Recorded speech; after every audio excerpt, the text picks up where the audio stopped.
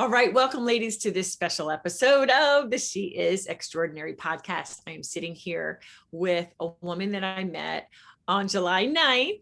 She is my brand photographer, but she really brands herself as a wedding photographer here in town in Charleston, but she's absolutely amazing. And so before I bring her on to say hello, I want to talk her up. Let me tell you something.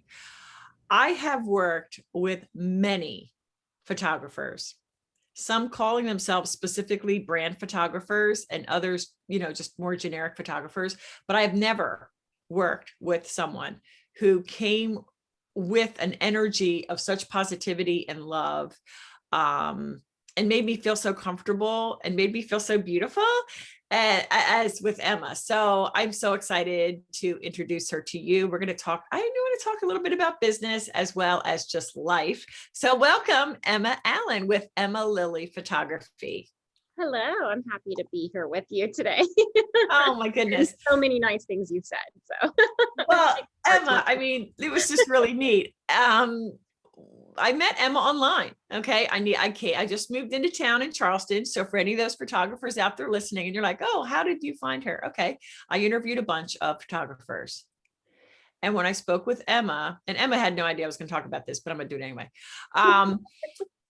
I instantly loved how Emma was very professional, like called me right back or reached right out to me very timely. That's huge for me, because if you're not responsive, then I don't really dig what you're doing because I'm busy. And I know how I do things, and I want the same from my vendor. So she was that.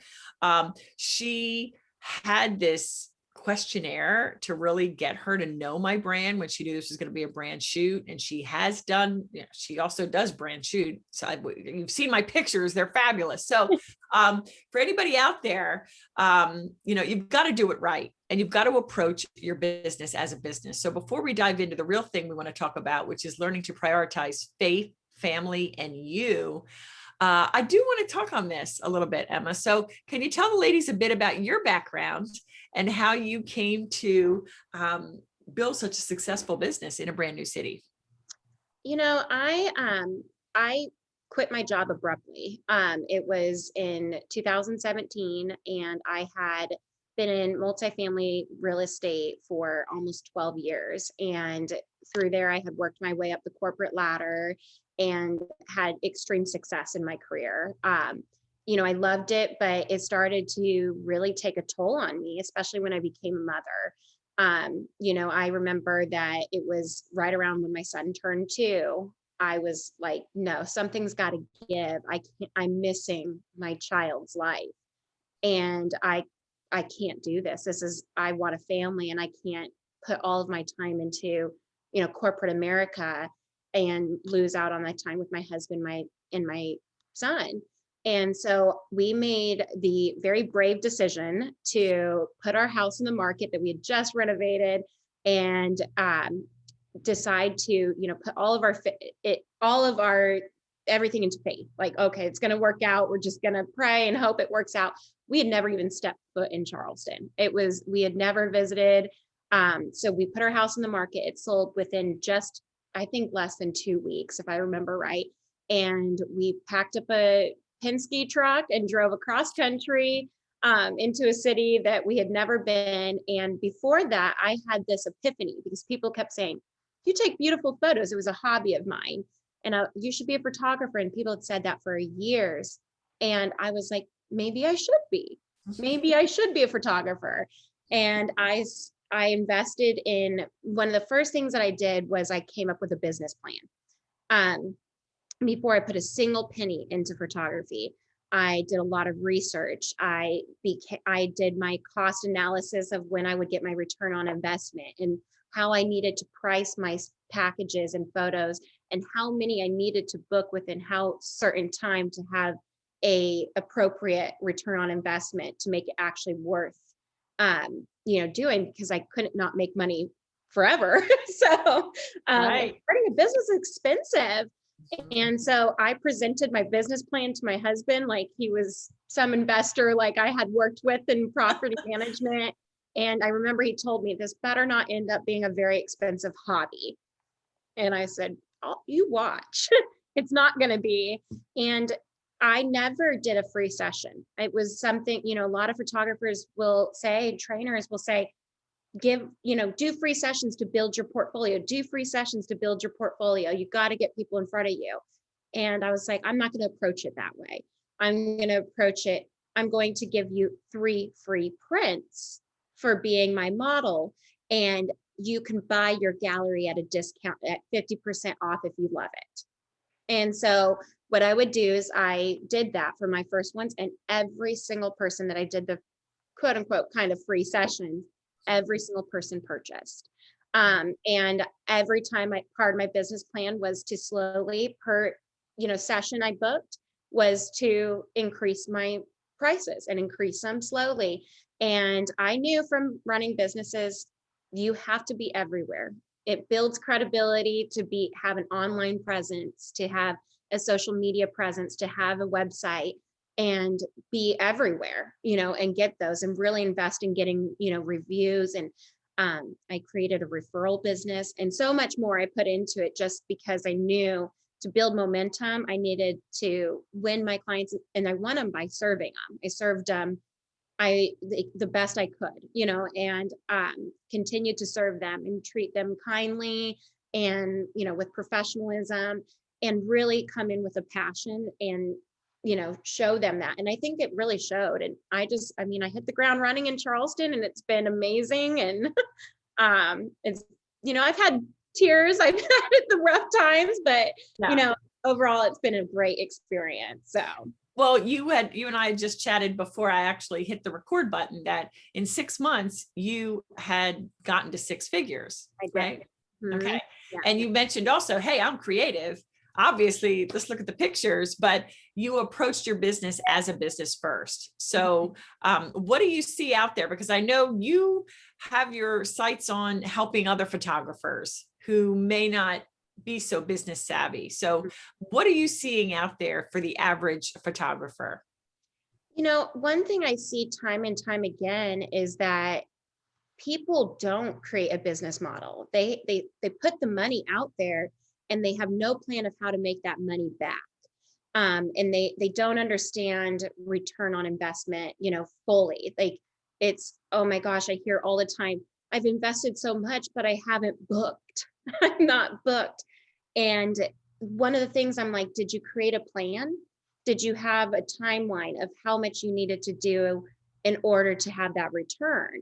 And usually it's kind of blank stares. It's, no, I hadn't even thought about that. I just thought I needed the fanciest camera and this education and all of this. I'm like, well, yes, you do need education, and you need professional type of gear. You don't need it all at once, but you also need a plan, and you need a plan of how you're going to accomplish that. And then you also need to reevaluate. I always talk in it, with my business, I do SWOT analysis, and it's, I could tell you every time I bring that up to another photographer, they're like, what are you talking about? And I'm like, wait, and you have to continue to evaluate what you're doing and where your weaknesses are and where your strengths are, so you can continue to push and grow. And that was one of the things that, I booked my very first wedding without ever having shot a wedding. And, I never told them that I shot weddings or this and that. When they got a hold of me, kind of like you, they got a hold of me, I was timely, I was professional. I did not kind of go by the flying by the seat pants. Yeah. I had a questionnaire. I had a consultation lined up. I had practiced my consultations, like with my husband, of how I would say it to come across with confidence, to answer the questions with confidence, and, invest that time with them, that they trusted me. They trusted me. And I went into their photography with giving my all. It was, I'm going to keep doing this training. I'm going to keep learning. I'm going to keep practicing. I'm going to keep doing everything I can to best serve them. And I booked one wedding. I booked another wedding. And they just kept flowing in. And I really put it in a lot that I made a goal. And then I came to the table prepared. And I think one of the biggest things is some of the photographers, they have no idea how to approach a consultation. It's nerve-wracking, of course.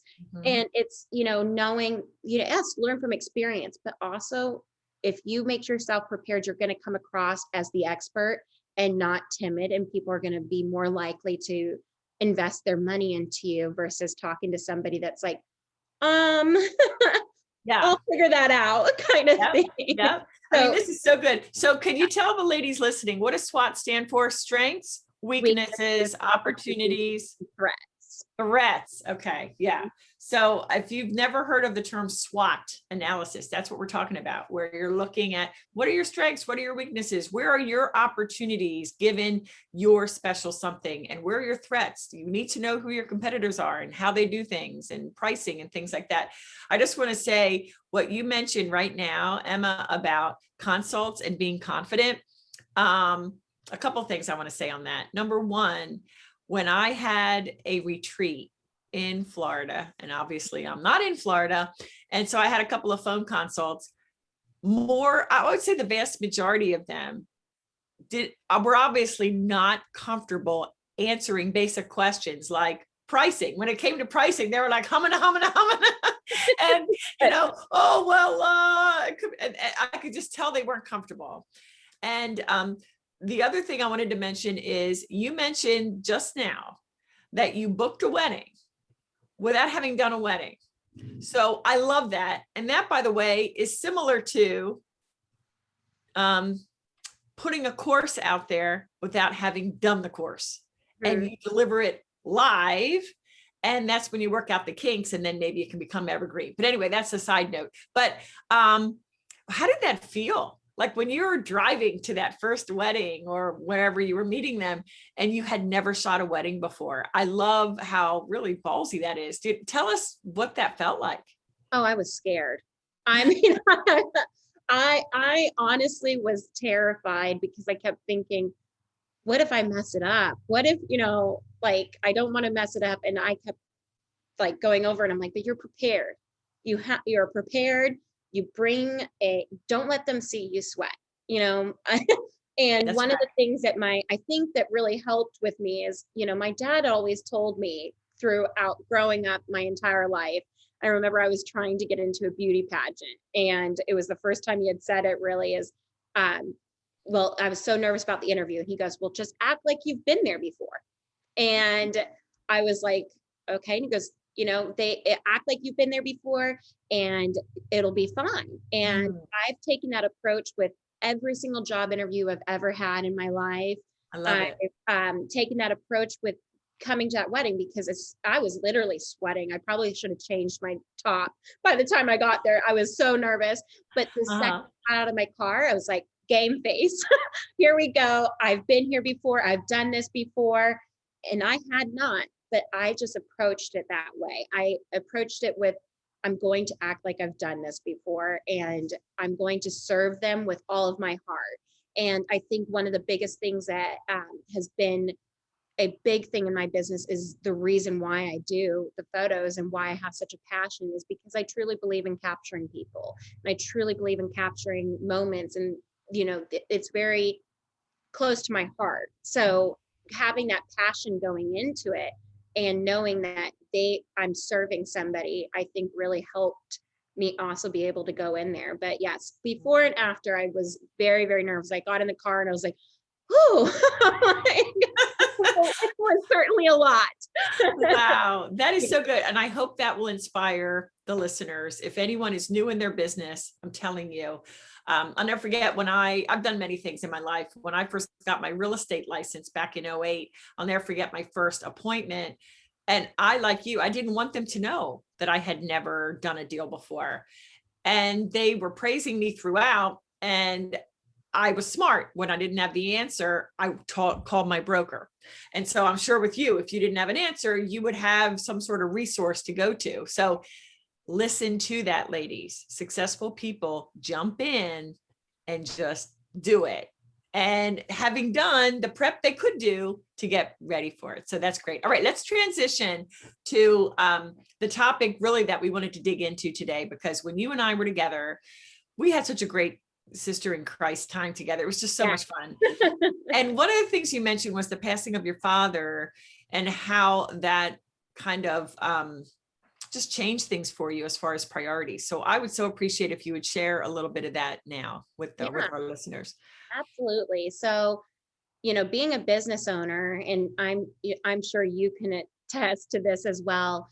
We're in a day and age where people are accustomed to people being available 24/7, and being your own business owner, you have all the pressure of wearing all of the hats. Mhm. You are everything, and you also have this incredible pride in your own business. It's yours. You have ownership, and you pour your heart into it. It's like a child of yours, and you invest so much of your energy into it, and it can take a toll. And when I was starting the business, as I said, I grew a business into 6 figures in 6 months. That's a lot to have on your shoulders. That's a lot of pressure. There's a lot of people who invested a lot of money into me. That means I have to be able to provide what I promised. Mhm. And then there's the social media where you feel like you have to keep up, and you might be seeing things on social media that aren't true. They're simply not true, but it feels true. And you start that comparison, and then you just run yourself into the mud. And that's what was doing. I had my priorities completely wrong. I would say no to anything that was personal. I gained a ton of weight, an embarrassing amount of weight over a course of 3 years, because an hour workout was not a priority, because in my mind, I had convinced myself I have to keep doing editing. I have to edit. And I gained all this weight to deliver a gallery an hour early. And, at the end of the day, what I had learned is, I put all of my clients first. I put them first and foremost. They were right here. My faith, family, myself was at the bottom. And, I really, by the time that I gave everything else in front, I had nothing for me, nothing, which led me into, a depression. It led me into extreme anxiety, and it led me into a place that I didn't even know I was at until the day that my dad went into an ICU after his surgery was the day that I decided I needed help. So it was my very first therapy appointment with a counselor. And then later that afternoon, I got the call about my father, and my life went completely on hold. I flew back to Colorado with my husband and son that evening, and immediately proceeded to spend the next 2 weeks straight in the ICU by my dad's side. And during that time, I learned that my priorities were so messed up, and they were so completely not okay. It wasn't okay. And I learned that as we are business owners, that doesn't mean that our lives don't matter. That doesn't mean that we don't matter. Mhm. We don't need to keep up with, or what we think we're keeping up with. We don't need that available 24/7 mindset. Mhm. We need to set boundaries, and we need to stick to that boundaries. If you say you're off at 2 p.m., you're off at 2 p.m. It doesn't matter if it's for a client or for personal. Carving out your personal time is just as important as carving out the time for your business. And we can't neglect that. And once we say yes, we keep that spiral. And you end up in a situation where your clients aren't always going to give you the grace. You might have bent over backwards for them, as I did for a particular client, I had done over the course of 2 years working with, bent over backwards. And when it came to my dad and my personal life, I wasn't treated with grace. I was treated as a business transaction. Mhm. And what I learned is I gave up time. It get not just for this client, but time and time again. And that I put faith behind. I put my son on the back burner. I put my husband on the back burner. I put my health on the back burner for people who they don't owe me what, like my husband does or anything. They're not a partnership. They booked me to be a wedding photographer, and I owe them a certain amount of customer service, and I owe them what my contract states, but I don't owe them all of me. And it's so important to realize that you have to reprioritize, or you will burn yourself out, and it will reflect in your business. It will reflect Yeah. in all of your areas of your life, and you cannot be your best self if you are on empty. You can't. Mhm. And you Right, can't serve right. your clients if you're on empty. Right, right. There's so much there. I just want to unwrap a little bit. One thing that I see that so many women business owners are doing is they are literally attached to the phone. Absolutely. And, I think some of the gurus out there, be they business coaches like myself or social media gurus or whatnot, they're like, oh, wait a minute.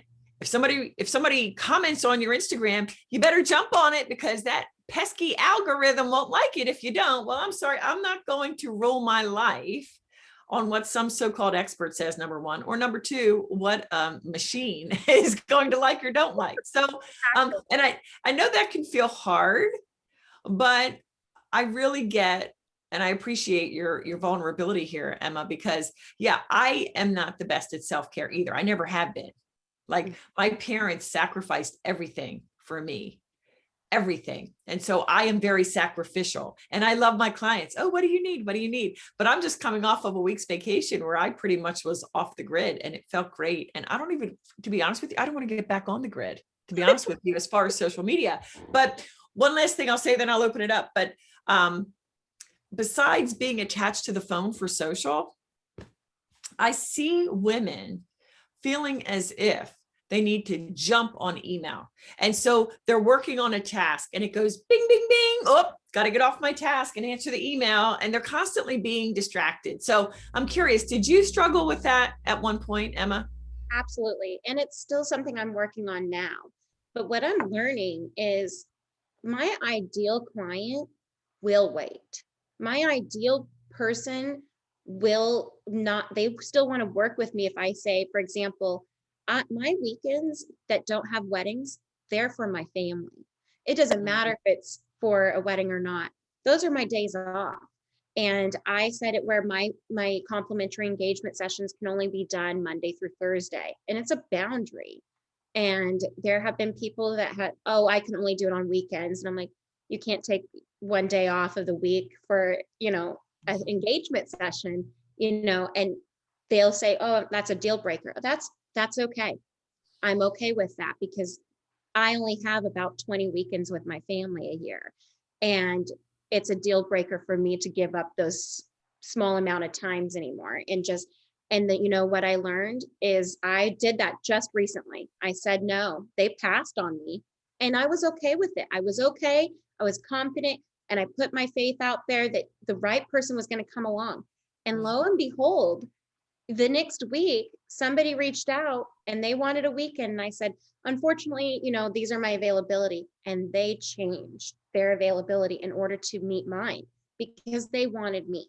They wanted me.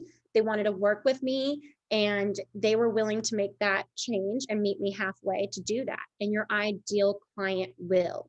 Your email does not have to be always answered at all times. Yes, I understand. Believe me, I want to be as responsive as possible. But it takes you away from what you're working on. And you need to set aside time to do your emails. Once you've done them, leave them alone for that day or check them again at a set aside time. And I've been doing that. Once I'm done for the day, I'm done. I'll hear the ding and I'm like, it's okay. But I also went ahead and I said, okay, well, I am fearful that I'll miss out on a lead. So what I did is work smarter, not harder. I set up my client relationship management system to automatically send emails for me with all of the details as if I replied. It's delayed and everything. So it seems like it took me like 10 or 15 minutes to send it. And they don't know any different. They don't. Wow. Yeah. And it can work for me when I'm not working. So I think if it's a thing that gives you anxiety, create a system. Put away, during the day, once you're done with emails and you are worried about your clients not thinking you're responsive, put out a message on your email to send to them that says, your email safely landed in my box. These are my hours. I'm going to be replying just reiterating your boundary to your client.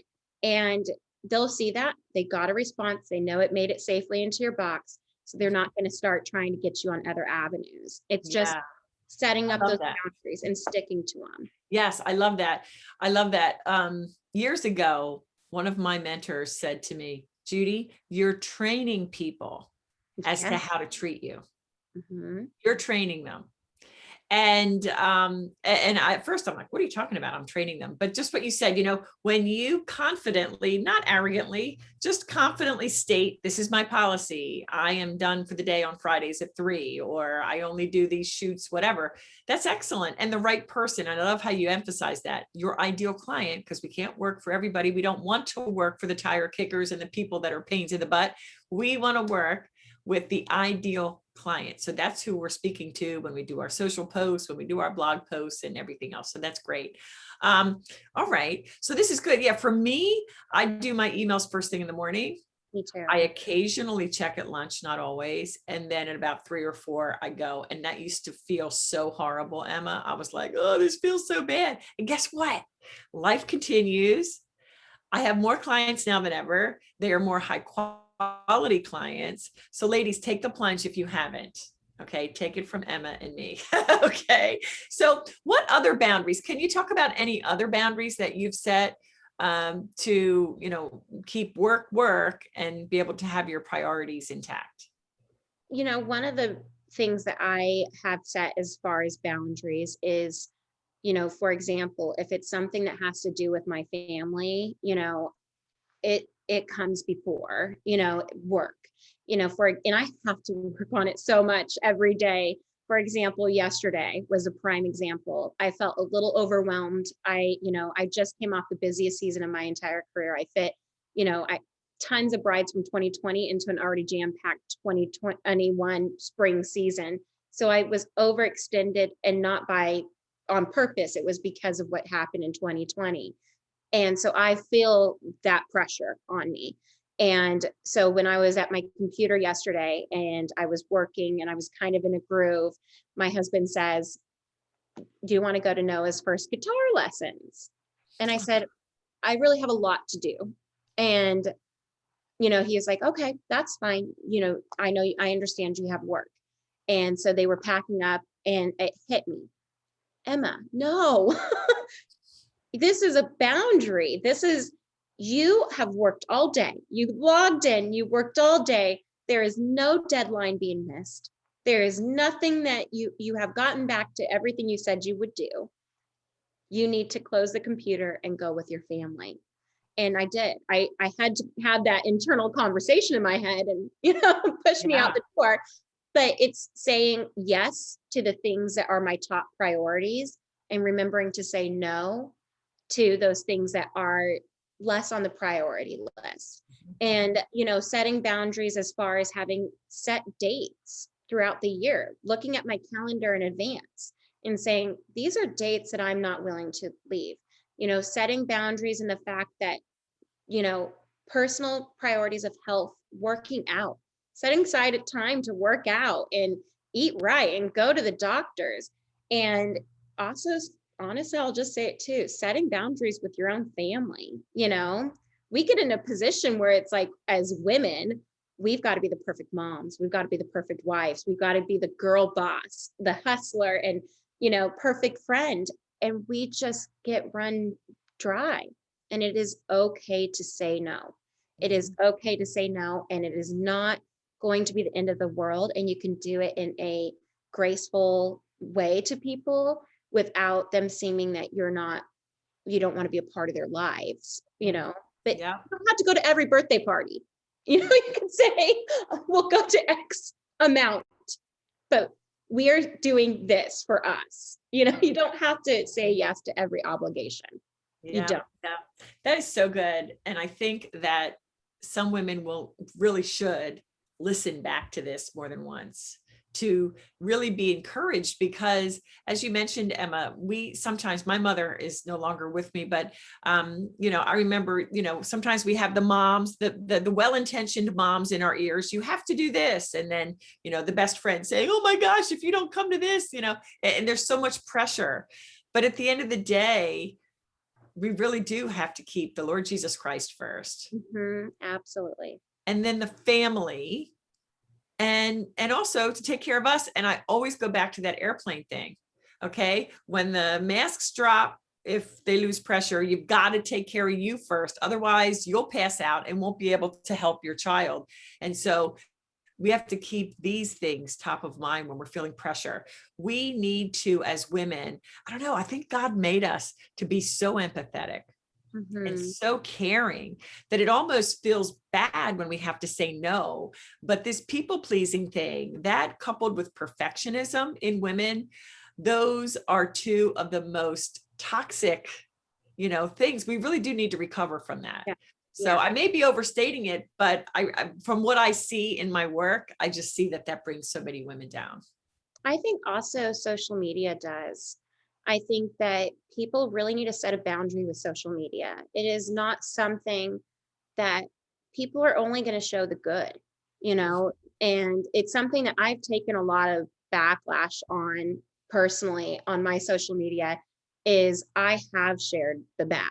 I have, said when I have failed. I have said when I didn't feel like a good mom.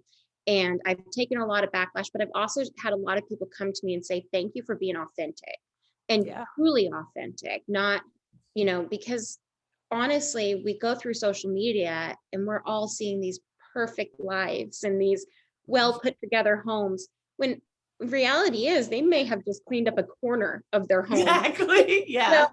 And they could be living in complete chaos otherwise. And they may have just put like those kind of jokes on that you see where the guys are wearing the suit on the top and a pair of boxers on the bottom of their Zoom calls. It's not what reality is not what you're seeing through social media. It's not what you're reading. And you have to understand that you have to set a boundary with social media. You cannot let yourself go through this endless comparison game of comparing yourself to things that are truly not reality. Yeah, not real. And for sure. I think that's I have stepped away from social media quite a bit. I still think it's very important for business, but I don't spend hours scrolling anymore, answering comments or posting, and I'll take days where I don't even open it anymore if I already feel drained because it's not going to add any value to my life. So there you go. And I love that. I love that you've identified that, so that's really great. Well, we're running out of time. So I have just a couple of last minute questions. So the ladies that are listening that want to seek you out, where can they find you? On my website, it's emmalilyphotography.com and emmalilyphotography.com. Okay, great. Lily is spelled Lili. So, and there I have a contact form, and I also have, I hope to be opening soon some mentorships and training and stuff for women and business owners and photographers. And there's a waiting list that you can also enter there. So, and also social media, you can't, even though I'm not always on it, but you can always reach out to me through Instagram and follow me there. And I get back to people as soon as I can. So awesome. And is that also at Emma Lily Photography? Absolutely. Okay. Yeah. Okay, great. Last question. This is called the She Is Extraordinary podcast. So I would love for you, Emma, to share with us an extraordinary woman in your life and what makes her extraordinary. Oh, I have so many.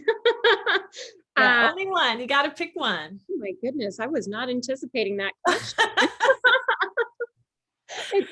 It's a very hard one. Yeah, that's the thing. I don't want, I do that almost every time at the end, but I don't want to tell you ahead because I want you to just, give me the first one that comes to mind. First one that comes to mind, oh my gosh, there's just I really honestly can't. I really just think there's so many extraordinary women that I have met in my life, but it's really hard for me to pinpoint somebody, but honestly, I'm going to say my mother, even though she's no longer with me. It's the first one that comes to mind. And it's because my mom had 11 years with me, and she left a lifelong impact on my heart about just how to be a good person. And she was an extraordinary woman, and she loved everybody and accepted everybody. And she loved wholeheartedly. And I think one of the things that people, she truly loved. And I think that's the biggest thing that made her extraordinary, is she just knew how to love. So Wow, that's awesome. And moms are, I'd say, the majority of answers for the people that I have on the show. yeah. Well, Emma, thank you so much for being here. I so appreciated this interview. And whether someone's listening is a business owner or just a wonderful woman who loves the Lord, you've given us so much to think about. So thank you. Oh my gosh, thank you so much. I really enjoyed doing this. Awesome. Awesome. All right. Well, ladies, listen, if you have enjoyed this episode, will you please take a moment and leave a rating and a review, especially if you're on iTunes, because they mean so much. And by the way, I love your feedback. Find me at Judy Weber Co. and let me know, hey, do you know somebody amazing, a woman that's extraordinary that I need to interview? Or do you have a hot topic that you'd love us to cover? Be sure to let me know. So thanks again for listening, and we will see you next time.